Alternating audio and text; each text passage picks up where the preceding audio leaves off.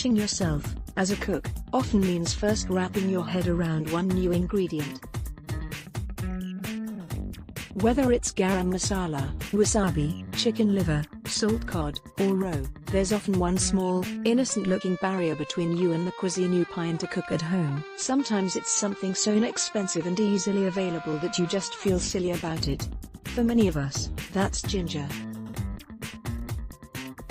We reach for the powdered version in the red-capped container. We skip it in recipes. Would you peel it again? Seems like a hassle. Ginger is cheap as chips, super easy to use, and makes a cameo in almost every cookbook I love. A quick skim of my current go-tos: Every Grain of Rice, Simple Chinese Home Cooking, Madhur Jaffrey's Quick and Easy Indian Cooking, Dinner in an Instant, 75 Modern Recipes for Your Pressure Cooker, all feature fresh ginger. Fast coins of it plop into instant pot bone broths.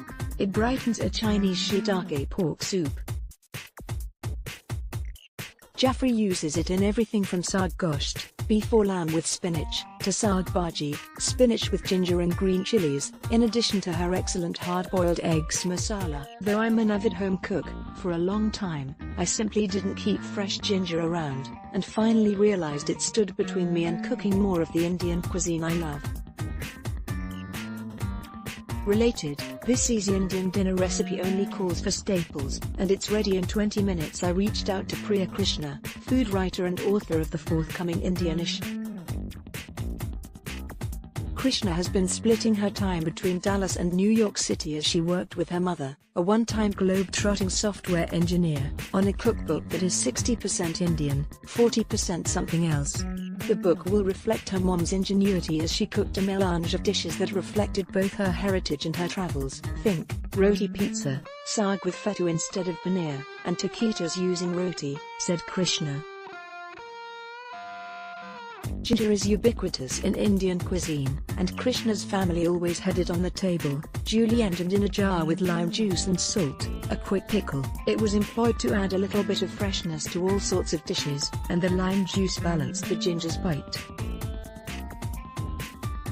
Krishna rarely peels ginger, which comes in two forms, young and mature. The younger version has a very thin skin that most people don't peel, but she doesn't peel the knobby version you commonly see, either. I'm a pretty strong proponent that you don't need to peel ginger, she says, probably because she's accustomed to using it literally in everything Indian she cooks. If you do want to peel it, consider using the tip of a spoon, inverted, so you don't lose its delicate flesh. 2. A vegetable peeler can work, but tends to take a lot of the good stuff with it. Related, learning to cook my favorite takeout dishes helped me kick my delivery habit. Ginger is an amazing component in salad dressings, says Krishna. In her home, fresh ginger, raw garlic and lime would mingle with salt, herbs, fresh green chilies and sometimes a bit of sugar, sort of like a Vietnamese sauce. She'd use it to dress cucumbers, tomatoes, or onions, and says it tastes like that delicious juice that pools at the bottom of ceviche. Where else does it make cameos in Indian cuisine?